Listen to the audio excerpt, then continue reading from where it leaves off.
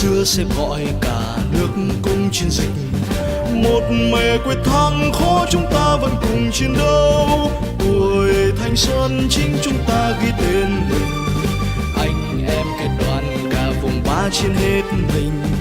Vùng ba quyết chiến vững bước theo kế hoạch đã giao, đi ta đi hướng tới mục tiêu. Khi công ty mình vẫn cần sức mạnh tuổi trẻ thì ta còn chiến đấu quyết đạt một mê. Lời sếp vẫn gọi chúng ta chiến đấu trên tinh thần rực rỡ của vùng ba. Hôm xưa sếp gọi cả nước cùng chiến dịch, một mề quyết thắng khó chúng ta vẫn cùng chiến đấu. Tuổi thanh xuân chính chúng ta ghi tên mình, anh em kết đoàn cả vùng ba chiến hết mình.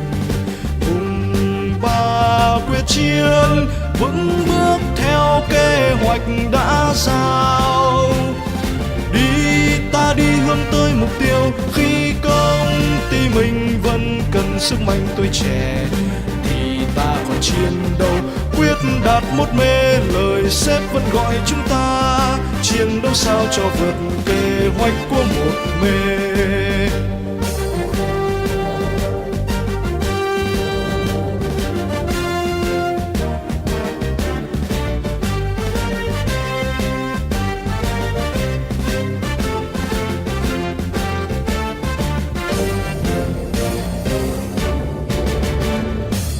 Xưa sếp gọi cả nước cùng chiến dịch, một mề quyết thắng khó chúng ta vẫn cùng chiến đấu. Tuổi thanh xuân chính chúng ta ghi tên mình, anh em kết đoàn cả vùng ba chiến hết mình. Vùng ba quyết chiến vững bước theo kế hoạch đã giao, đi ta đi hướng tới mục tiêu. Khi công ty mình vẫn cần sức mạnh tuổi trẻ thì ta còn chiến đấu quyết đạt một mê. Lời sếp vẫn gọi chúng ta chiến đấu trên tinh thần rực rỡ của vùng ba. Hôm xưa sếp gọi cả nước cùng chiến dịch, một mề quyết thắng khó chúng ta vẫn cùng chiến đấu. Tuổi thanh xuân chính chúng ta ghi tên mình, anh em kết đoàn cả vùng ba chiến hết mình.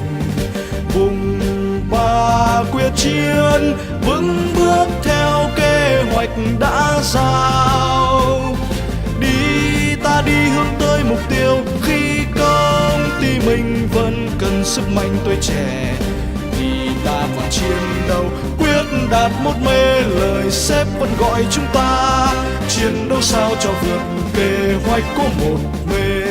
Chiến đấu sao cho vượt kế hoạch của một mê. Chiến đấu sao cho vượt kế hoạch của một mê.